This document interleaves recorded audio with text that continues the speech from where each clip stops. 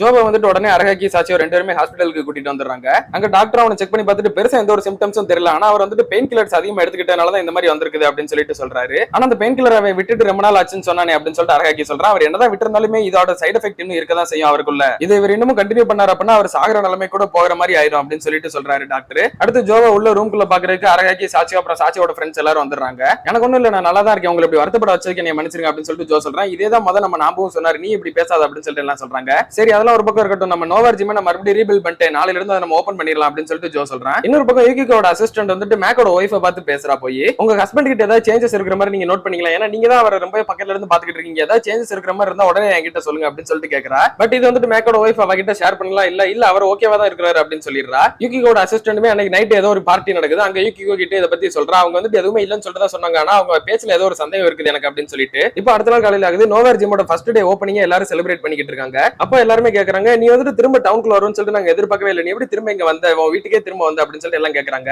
அதுக்கு காரணம் வந்துட்டு சீஃப் அப்படின்னு சொல்லிட்டு நான் பார்த்த ஒருத்தன் தான், அவனால தான் நான் இங்க வரவே செஞ்சேன் அப்படின்னு சொல்லிட்டு ஜோ வந்துட்டு சீஃப் கூட நடந்த எல்லா விஷயத்தையுமே சொல்றேன். அப்ப யூரியுமே அங்க உள்ள வரேன், இவங்க தான் இன்வைட் பண்ணிருப்பாங்க அவனையும். யூரி வந்தோடனே ஜோ வந்துட்டு சரி அடுத்த மேட்ச் நான் விளையாட போறேன்னா இல்லையன்றதை நான் முடிவு பண்ண போறது கிடையாது, நீங்களே முடிவு பண்ணி சொல்லுங்க எனக்கு அப்படின்ட்டு சொல்றேன். அந்த சாச்சியோட ஃப்ரெண்ட்ஸ் 3 பேருக்கும் ஓகேன்னு சொல்ல முடியல, ஓகே சொன்னாலுமே வந்துட்டு நான் மறுபடியும் என்னோட ஃபேமிலியில யாரும் இழக்க விரும்பல அப்படின்னு சொல்ற மாதிரி கொஞ்சம் பயந்துகிட்டே தான் இருக்காங்க. சாச்சி வந்து ஜோ கிட்ட உனக்கு இந்த மேட்ச் விளையாடணும்னு சொல்லிட்டு ஆசையா இருக்கா அப்படின்னு சொல்லிட்டு கேட்கறான். ஆமா ஆசையா தான் இருக்கு அப்படின்னு சொல்லிட்டு ஜோ சொல்றான். அப்பனா கண்டிப்பா விளையாடு, ஆனா ஒரே ஒரு கண்டிஷன் எனக்கு இருக்குது, நீ ரொம்ப மோசமான சிச்சுவேஷன்ல போற மாதிரி நான் பாத்துட்டேன் அப்படின்னா நான் அந்த இடத்துல யோசிக்கவே மாட்டேன், டவலை தூக்கி உள்ள போட்டுருவேன் அப்படின்னு சொல்லிட்டு சொல்றேன். ஜோவுமே இந்த கண்டிஷனுக்கு ஓகே சொல்லிட்டு அக்செப்ட் பண்ணிக்கிறான். ஜோ அந்நியாரோ சீஃபோட அந்த கியர் எடுக்கிறான். இந்த வாட்டி நான் கியர் இல்லாம ஃபைட் பண்ண போறது கிடையாது, இந்த கியரோட தான் ஃபைட் பண்ண போறேன். சீஃபோட பையன் வந்துட்டு அவங்க அப்பாவை ப்ரொடெக்ட் பண்ணணும் அப்படின்னு சொல்லிட்டு உருவாக்குன கியர் தான் இது. சோ நானுமே இந்த வாட்டி வீட்டுக்கு பத்திரமா திரும்பி வரணும்னு சொல்லிட்டு ஆசைப்படுறேன், அதனால நான் இதை யூஸ் பண்ண போறேன் அப்படின்னு சொல்றேன். இப்போ ஜோ வர்சஸ் மேக்குக்கான மேட்ச் அபிஷியலா கன்ஃபார்ம் ஆயிருச்சு. மேக் வந்துட்டு இப்ப பிராக்டிஸ் பண்ணிட்டு இருக்கான். அப்ப சாக்குமோ பக்கத்துல இருந்த பொண்ணுக்கு அந்த டேட்டா வந்துட்டு நல்லா தெரியுது, அதுல வந்துட்டு மேக்கோட மைண்ட் கொஞ்சம் ஆபத்தா இருக்கிற மாதிரி டேஞ்சர் தான் காட்டுது. ஆனா சாக்குமோ வந்துட்டு இல்ல, அதை பழைய மாதிரி ரீசெட் பண்ணி நார்மலா கொண்டு வா போதும் அப்படின்னு மட்டும் சொல்றான். இவளுக்கு இது தப்புன்னு சொல்லிட்டு தெரியுது, பட் இருந்தாலும் அவளுக்கு ஒரு வழி இல்ல, சரி ஓகே அப்படின்னு சொல்லிட்டு மறுபடியும் நார்மல் ஆக்கிடுறா. அன்னைக்கு நைட்டு மேக்கோட வீட்டுல அவன் பையன் உட்காந்து அழுதுகிட்டு இருக்கான். என்னடான்னு பார்த்தா மேக் வந்துட்டு அவன் பையன் படிச்சுட்டு இருப்பாங்க அந்த ஹம்மிங் பேர்ட் புக், அதை கிழிச்சு போட்டுருக்கான். மேக் வந்துட்டு நான் இதை தெரியாம தான் பண்ணேன் அப்படின்னு சொல்லிட்டு கன்வின்ஸ் பண்ண பாக்குறான். பட் அவன் பையனே வந்துட்டு அவன் பார்த்து ரொம்ப பயந்து அவனை முறைச்சு கத்திடுறான். அடுத்து மேக்கோட ஒய்ஃப் அவனை உட்கார வச்சு பேசுறா, நீங்க வந்துட்டு நீங்களாவே இல்ல,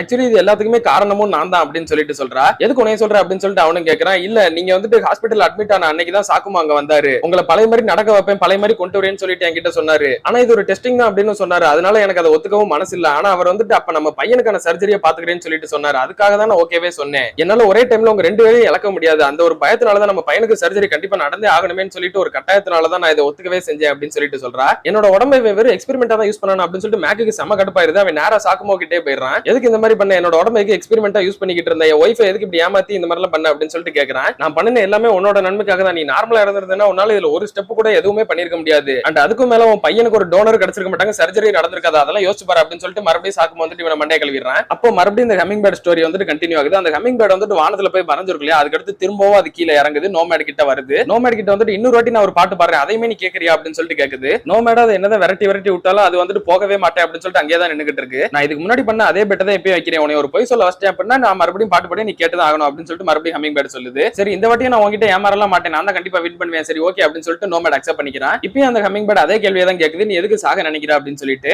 இங்க பாரு என்கிட்ட கண்ணு காது வாய் இதெல்லாம் இருக்குது, ஆனா அதை தவிர வேற எதுவுமே என்கிட்ட கிடையாது அப்படின்னு சொல்லிட்டு நோமேட் சொல்றேன். இந்த வாட்டி இல்ல நீ மறுபடியுமே போய் தான் சொல்ற, ஏன்னா உங்ககிட்ட இப்ப கை இருக்குது கால் இருக்குது இதெல்லாமே இருக்குது அப்படின்னு சொல்லிட்டு அந்த ஹம்மிங் பேர்ட் சொல்லுது. சரி ஓகே மறுபடியும் நான் தோத்துட்டேன் அப்படின்னு சொல்லிட்டு நோமேட் அக்செப்ட் பண்ணிக்கிறேன். இப்ப மறுபடியும் அந்த ஹம்மிங் பேர்ட் பாட்டு பாடுது. ஆனா இந்த வாட்டி அந்த ஹம்மிங் பேர்ட் பாடின சாங் வந்துட்டு போன வாட்டியோட ரொம்பவே ஸ்வீட்டா இருக்குது. கடைசியில அந்த ஹம்மிங் பேர்ட் சாட்டிஸ்ஃபைடா பாட்டு பாடிட்டு அப்படியே வானத்துல மறுபடியும் போயிருது. அடுத்து நோமேட் கண்டினியூ அவனோட ஜர்னியை ஸ்டார்ட் பண்றான். அப்ப அவன் மறுபடியும் அந்த ஹம்மிங் பேர்ட் பாக்குறான். பட் இந்த வாட்டி அது சாகர நிலைமையில முன்னாடி கிடக்குது. சோ அந்த நோமேட் அங்கேயே நின்னுட்டு அந்த ஹம்மிங் பேர்ட் கிட்ட கடைசியா இப்ப மறுபடியும் பேசுறான். அப்ப அந்த நோமேட் மறுபடியும் சொல்றான், என்கிட்ட கண்ணு காது வாய் கை காலு இது எல்லாமே இருக்குது, ஆனா அதை தவிர வேற எதுவுமே இல்ல அப்படின்ட்டு அந்த ஹம்மிங் பேர்ட் கிட்ட சொல்றான். அதுக்கு அந்த ஹம்மிங் பேர்ட் சாகர நிலைமையில ஒரு விஷயத்த சொல்லுது, இல்ல இப்ப நீ சொல்றதுமே பொய் தான், உன்னோட பாஸ்ட்ல உனக்குன்னு சொல்லிட்டு ஒரு மெமரிஸ் இருந்தது, உன்னோட பிரசன்ட்ட உன்னால இப்ப சூஸ் பண்ண முடியும், அண்ட் அடுத்து என்ன நடக்க போகுதுன்னு சொல்லிட்டு தெரியாத ஒரு ஃபியூச்சர் உன் கையில இருக்குது. என்ன மாதிரி நீ இப்படி சாக போறதுக்கு பதிலா இந்த வேர்ல்டுல இன்னுமே உனக்கு பாக்குறதுக்கு நிறைய விஷயங்கள் இருக்குது. இதுக்குமே அந்த நோமேட் சரி ஓகே நான் அக்செப்ட் பண்ணிக்கிறேன், நீ சொல்றது கரெக்ட் தான், நீ தான் வின் பண்ணிட்ட, சரி எனக்காக இப்போ ஒரு பாட்டு பாடு அப்படின்னு சொல்லிட்டு மறுபடியும் கேட்கறான். ஆனா அந்த ஹம்மிங் பேர்ட் வந்துட்டு அந்த பாட்டை பாடுறதுக்குள்ளே இறந்து போயிருது.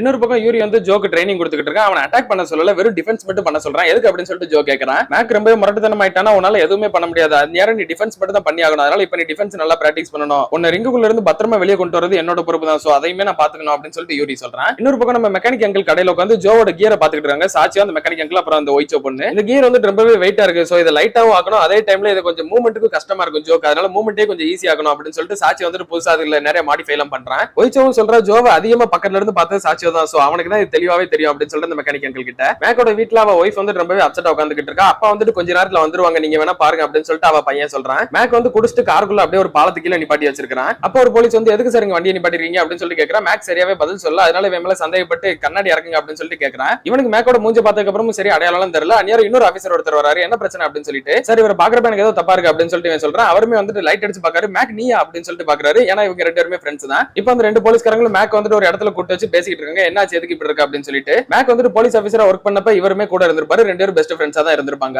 நீ அந்த ஃபயர் ஆக்சிடென்ட்ல எவ்வளவு குழந்தைகளை காப்பாத்தின அந்த மாதிரி ஒரு விஷயத்துல நானா இருந்தா பண்ணிருப்பேன்னு சொல்லிட்டு தெரியல, அதுல எவ்வளவு கான்ஃபிடென்ட் வேணும் அப்படின்னு சொல்லிட்டு சொல்றாரு. அப்ப அங்க இருந்த ஒருத்தர் வந்துட்டு ஒரு சாங் பிளே பண்றாரு. இதை கேட்டோன்னே மேக்கு அவனோட பழைய மெமரிஸ்லாம் ஞாபகம் வருது. இவன் பாக்ஸிங்ல அவனோட எமோஷன்ஸை கண்ட்ரோல் பண்ண முடியாம ரொம்பவே கோவமா இருந்தது. அதுக்கப்புறம் அவனோட ஒய்ஃபை மீட் பண்ணி லவ் பண்ணி ரெண்டு பேருக்கு குழந்தை பிறந்து அதுக்கப்புறமா அவன் போலீஸ் ஆபீசர் ஆனது. பட் அந்த பையனுக்கு பிறக்கும் போதே ஒரு ப்ராப்ளம் இருக்கும், அதனால கண்டிப்பா ஒரு டோனர் வேணும் இவனுக்கு சர்ஜரி பண்ண. டோனர் கிடைக்கிற மாதிரி தெரியல, சர்ஜரி பண்ணாம இவன் உயிர் வாழ்றதே கஷ்டம் அப்படின்னு சொல்லிட்டு அந்த டாக்டர் சொல்லவும் தான் மேக் வந்து ரொம்பவே அப்செட் ஆயிருப்பா, ரொம்ப டிப்ரெஷனுக்குள்ளேயும் போயிருப்பான். அதுக்கப்புறமா தான் இந்த ஒரு ஃபயர் ஆக்சிடென்ட் நடக்கும். அங்க வந்துட்டு எல்லா குழந்தைகளும் காப்பாத்திடுவான், பட் இவனுக்கு வந்துட்டு ரொம்பவே இன்ஜுரி ஆயிருக்கும். அப்ப மேக் வந்து அந்த போலீஸ் ஆபீசர் கிட்ட சொல்றான், நான் பண்ணது ஒன்னும் தைரியம் எல்லாம் கிடையாது, நான் வந்துட்டு அந்த டைம்ல எல்லாத்தையுமே இழந்துட்டேனே அப்படின்னு சொல்லிட்டு ரொம்பவே பயந்துருந்தேன், அதனாலதான் அந்த விஷயத்தை பண்ணவே செஞ்சேன். ஆனா இப்ப நான் பயந்து எதுவுமே என்னை விட்டு போகலாம் செய்யல அப்படின்னு சொல்லிட்டு அவன் கிளம்புறான். எங்க போற அப்படின்னு சொல்லிட்டு அந்த ஆபீசர் கேட்கிறாரு. நான் வந்துட்டு என்னோட வீட்டுக்கு போறேன் அப்படின்னு சொல்லிட்டு மேக் சொல்றான். அவன் போறதுக்கு முன்னாடி அந்த பாட்டை பாடினவருக்கு இந்த பாட்டை நீங்க பண்ணதுக்கு ரொம்பவே தேங்க்யூ, இது வந்துட்டு எனக்கு வீட்டுக்கு போறதுக்கான வழியை கரெக்டா கொடுத்திருக்கு அப்படின்னு சொல்லிட்டு போறான். இப்ப அந்த கதையை அப்படியே மேக் வந்துட்டு கண்டினியூ பண்றான். அந்த ஹம்மிங் பேர்ட் செத்ததுக்கு அப்புறமா நோமேட் வந்துட்டு அந்த பாட்டை அவன் மனசுல ரொம்ப ஆழமா பதிஞ்சிருக்கும். அந்த பாட்டை பாடிக்கிட்டே சந்தோஷமா போறான். அப்படியே அவன் கடைசியில ஒரு கடலை போய் ரீச் பண்றான். அந்த கடல் கிட்டையும் பேசுறான். என்னோட பேர் வந்துட்டு நோமேட், நான் வந்துட்டு ரொம்ப தூரத்துல இருந்து உன்னை பாக்குறதுக்காக வந்திருக்கிறேன், நீ வந்துட்டு என்னோட ஆசையை நிறைவேற்றுவியா அப்படின்னு சொல்லிட்டு அந்த ஓசன் கிட்ட கேட்கறான். அதுக்கு அந்த ஓசன் ரிப்ளை பண்ணிச்சு, உனக்கு என்ன வேணும், ஏன்னா இங்க வர எல்லாருமே பணம் வேணும், அப்புறம் பெருமை வேணும், இல்ல சாவு வேணும் அப்படின்னு சொல்லிட்டு கேட்டு வருவாங்க, உனக்கு இதுல எது வேணும் அப்படின்னு சொல்லிட்டு கேக்குது.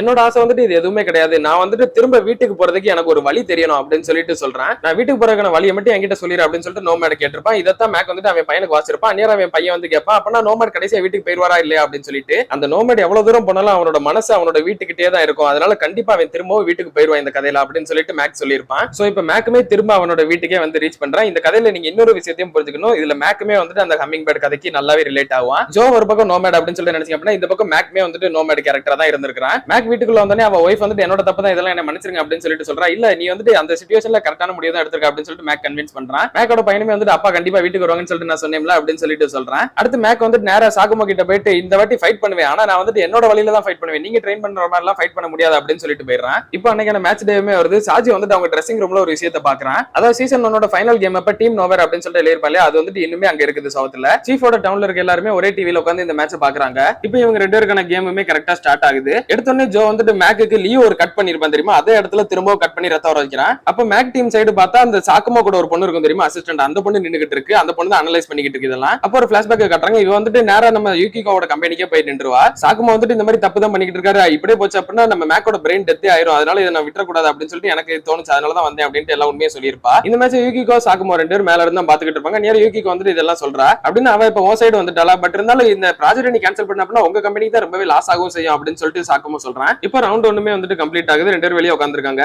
அப்பதான் இந்த சாக்குமோட அசிஸ்டன்ட் சொன்னது கேட்டுட்டு யூகிக்கு வந்துட்டு மேக்கோட ஃபேமிலி உடனே அங்க கூப்பிட்டுருப்பா. அப்ப மேக்குமே வந்துட்டு பரவாயில்ல இந்த ஒரு வாட்டி வந்துட்டு நான் ஃபைட் பண்ண தான் போறேன், ஆனா அவன் சொன்ன மாதிரி கிடையாது, நான் வந்துட்டு என்னோட வழியில ஃபைட் பண்ண போறேன், ஒருவேளை நான் மறுபடியும் மிருகத்தனமா ஆற மாதிரி தெரிஞ்சது அப்படின்னா நீங்க உடனே டவலை தூக்கி போட்டுருங்க, அதுக்கப்புறம் இந்த கேம் நம்ம நிறுத்திடலாம். எனக்கு ஜோவோட ஃபைட் பண்ணணும்னு சொல்லிட்டு ரொம்பவே ஆசை, அதனால நான் வந்துட்டு நானா இருக்கிற வரை ஃபைட் பண்ணிக்கிட்டே இருக்கேன், ஒருவேளை அந்த மாதிரி மாறிட்டே அப்படின்னா நீங்க டவலை தூக்கி போட்டுருங்க அப்படின்னு மட்டும் தான் மேக் சொல்லி அதுக்கு அக்செப்ட் பண்ணிருப்பான். அதனாலதான் இந்த பொண்ணு வந்துட்டு மேக்கோட ரீடிங்ஸ் பாத்துக்கிட்டே இருக்குது. எப்பயாவது டேஞ்சரா போச்சு அப்படின்னா தூக்கி டவலை உள்ள போட்டுருவாங்க, அவ்வளவுதான். இப்போ செகண்ட் ரவுண்டுமே ஸ்டார்ட் ஆகுது. ஜோ மேக் ரெண்டு பேருமே விட்டு தரமா மாறி மாறி நல்லாவே பஞ்ச் பண்ணிக்கிட்டு இருக்காங்க. மறுபடியும் ஜோ வந்துட்டு மேக்கு அந்த இடத்த கோடு போட்டு விட்டு மறுபடியும் ரத்த வெளியே வந்துருது. அடுத்து ஜோ நல்லா அப்படியே டாமினேட் பண்ணிக்கிட்டு இருக்கப்ப அந்நேரம் மேக் அதை கரெக்டா டாஜ் பண்ணி சூப்பரா ஒரு பஞ்ச் விட்டுறான். ஜோ கீழே விழுந்துறான். ஜோ அந்நேரம் யார் பேசுறதுமே கேட்கல. கரெக்டா ஒரு 8 செகண்ட் ஆனதுக்கு அப்புறம் சாட்சி வந்துட்டு இங்க பாரு நான் சொல்றது மட்டும் கேளு அப்படின்னு சொல்லிட்டு அவன் எப்படியோ பூஸ்ட் அப் பண்ணி எழுப்பி விடுறான். யூகிகோவும் சாகுமா கிட்ட உன்னோட ப்ராஜெக்ட் கேன்சல் ஆகிற பத்தி எனக்கு கவலை கிடையாது, அதோட ப்ராப்ளம் என்ன வந்தாலும் நான் ஃபேஸ் பண்றதுக்கு ரெடியா தான் இருக்கேன் அப்படின்னு சொல்லிடுறா. இப்போ கேம்ல மறுபடியும் ஜோ வந்துட்டு இந்த வாட்டி மேக் அடிச்சு நாக் டவுன் பண்றான். அப்போ மேக் கீழே விழுந்து கிடக்கிறப்ப அவன் பையன் வந்துட்டு ரொம்ப பயங்கரமா கத்துறான். அப்போ ஒரு ஹம்மிங் பேர்ட் வந்து இவனோட ஃபேமிலியோட மெமரிஸ் எல்லாம் காட்டுற மாதிரி இருக்குது. அதை பார்த்துட்டு இவன் டக்குன்னு எந்திரிச்சிடுறான். அடுத்து இந்த கேம் வந்துட்டு ரொம்பவே சூடு பிடிக்க ஆரம்பிக்குது. இவன் பஞ்ச் பண்ண அவன் பஞ்ச் பண்ணு சொல்லிட்டு ரெண்டு பேரும் மாறி மாறி பஞ்ச் பண்ணிக்கிட்டே இருக்காங்க. ஆடியன்ஸ்க்கு ஒரே என்ஜாயிங்க போச்சு. இவன் கண்ட்ரோல் இழந்த மாதிரியும் தெரியல, ஆனா இவனோட பஞ்ச் இப்ப கொஞ்சம் பவரான மாதிரி இருக்குது முந்தி இருந்ததோட அப்படின்னு சொல்லிட்டு அந்த போலீஸ் ஆஃபீஸர் பக்கத்துல இருந்து ஒருத்தன் சொல்றான். அதுக்கு அந்த போலீஸ் ஆஃபீஸர் சொல்றாரு இதுதான் மேக்கோட உண்மையான ஸ்கில், அவனோட ஸ்கில்ஸ் இப்பதான் வெளியவே வருது அப்படின்ட்டு. இவங்க ரெண்டு பேரும் ரொம்பவே கஷ்டப்பட்டு விளையாண்டுகிட்டு இருக்காங்க. ஜோக் வந்துட்டு ரொம்பவே கஷ்டமா இருக்குது அப்படின்றத சாட்சியாவும் நோட் பண்றான். நீ இப்பவும் கொஞ்சம் கூட மாறவே இல்ல, பழைய மாதிரி தான் இருக்க, உன்னால எவ்வளவு எக்ஸ்ட்ரீமுக்கு போக முடியுமோ அந்த அளவுக்கு போய்கிட்டு தான் இருக்கிற நீ. சோ உன்னை எப்படியே விட்டுறேன், உன் கோக்லே அப்படின்னு சொல்லிட்டு அவன் டவல்ல இருந்து கையை எடுத்துறான். ஆனா அரகாக்கி வந்துட்டு அந்த டவலை தூக்கி உள்ள போடு போடு அப்படின்னு சொல்லிட்டு கத்திக்கிட்டு இருக்கான் சாச்சியோ கிட்ட. அப்போ சாச்சியோட கையில நாம்போட கை வைக்கிற மாதிரி இருக்குது. அதை பார்த்துட்டு சாச்சியோ வந்துட்டு அவன் ஒரு முடிவு எடுத்தாகணும் அப்படின்னு சொல்லிட்டு அந்த டவலை தூக்கி கேம்குள்ள போட்டுறான். சோ டீம் நவர் வந்துட்டு கேமை வித்ட்ரா பண்ணிடுறாங்க. கேம் இப்ப வின் பண்ணது மேக் தான். மேட்ச் முடிஞ்சோடனே சாச்சியோ ஜோ கிட்ட வந்துட்டு என்னை மன்னிச்சிரு, நாம்பு தான் வந்துட்டு என்கிட்ட சொல்ற மாதிரி இருந்தது, இப்போ வந்துட்டு உன்னோட முடிவு, நீ தான் ஏதாவது ஒரு முடிவு எடுத்தாகணும் அப்படின்னு சொல்லிட்டு அதனால தான் டவலை தூக்கி போட்டேன் அப்படின்ட்டு சொல்றான். நீ எடுத்து கரெக்டான முடிவு தான் அப்படின்னு சொல்லிட்டு ஜோமி அக்செப்ட் பண்ணிக்கிறேன். மேக்கோட ஒய்ஃப்மே வந்துட்டு திரும்ப நீங்க வீட்டுக்கு வர நினைச்சு நான் ரொம்ப சந்தோஷப்படுறேன் அப்படின்ட்டு சொல்றா. சோ இப்போ இந்த கதையோட ரெண்டு நோமேட் கேரக்டர், ஒன்னு ஜோ இன்னொன்னு மேக், ரெண்டு பேருமே சக்சஸ்ஃபுல்லா அவங்களோட வீட்டை போய் ரீச் பண்றாங்க. மேட்ச்லாம் முடிச்சுட்டு உங்க டீம் நோவர்ல உட்காந்து பேசிக்கிட்டு இருக்கப்ப சாச்சியோக்கு வந்துட்டு ஏதோ ஒரு ட்ரைனிங் கேம்ப் கிடைச்சிருக்கு போல. அங்க வந்துட்டு உடனே போயிட்டு ஓடி வந்துடாத, நல்லா ட்ரெயின் பண்ணு அப்படின்னு சொல்லிட்டு அரகாக்கி சொல்றான். ஜோ தான் வந்துட்டு போற வழியில பாதி தூரம் சாச்சியோ டிராப் பண்ற மாதிரி இருக்குது. ரெண்டு பேரும் கார்ல ஒண்ணா போறாங்க. அடுத்து பாதி தூரம் போனதுக்கு அப்புறமா ஜோவோட பைக் இருக்கு இல்லையா, அதை வந்துட்டு சாச்சியோ கிட்ட கொடுத்துறான். ஜோ சாச்சியோமே பைக் எடுத்துட்டு தனியா ஒரு பாதையில போயிடுறான். ஜோ வந்துட்டு நாம்போட கார்ல உட்காந்துருக்கான். அப்போ நாம்போட வாய்ஸ் அவனுக்கு கேக்குது, நீ வந்துட்டு தனிமையில இருக்க மாதிரி ஃபீல் பண்றியா அப்படின்னு சொல்லிட்டு. அதெல்லாம் ஒண்ணும் இல்ல, இதை நான் பழகிக்கிடுவேன் அப்படின்னு சொல்லிட்டு ஜோ சொல்றான். ஜோ வந்துட்டு இப்ப அப்படியே காரை டிரைவ் பண்ணிக்கிட்டு தனியா போறான். அந்நேரம் பின்னாடி வந்துட்டு அந்த காருக்கு பின்னாடி நாம உட்காந்து ட்ரிங்க்ஸ் பண்ணிக்கிட்டே இருக்கிற மாதிரி காட்டி முடிக்கிறாங்க இந்த ஒரு சீசனை. அண்ட் இந்த ஒரு மெகலோ பாக்ஸ் அனிமையுமே கம்ப்ளீட்டா முடிக்கிறாங்க இதோட. இந்த ஒரு சீசன் 2 உங்களுக்கு பிடிச்சிருந்ததா இல்லையன்றத மறக்காம கமெண்ட்ல சொல்லுங்க. மோஸ்ட்லி சீசன் 2 கொஞ்சம் லீஸ்ட் ஃபேவரட்டா தான் இருக்கும் எல்லாருக்கும் சீசன் 1 விட. பட் ஒன் டைம் வாட்சபிளா தான் இருக்கும்னு சொல்லிட்டு நினைக்கிறேன். இதுல பாக்ஸிங் மேட்ச் ரொம்பவே நடந்திருக்காது, ஜஸ்ட் ஸ்டோரி டெல்லிங்க்கு தான் ரொம்பவே இம்பார்ட்டன்ஸ் கொடுத்திருப்பாங்க. சோ இந்த மெகலோ பாக்ஸ் சீசன் 2 ஸ்டோரி உங்களுக்கு பிடிச்சிருந்ததா இல்லையா, அண்ட் என்னோட வாய்ஸ் ஓவர் இந்த அனிமிக்கு சூட் ஆச்சா, நல்லா இருந்ததா இல்லையன்றத நீங்க மறக்காம கமெண்ட்ல சொல்லிட்டு போங்க. நான் உங்களை இன்னொரு நல்ல வீடியோல வந்து மீட் பண்றேன். Bye guys.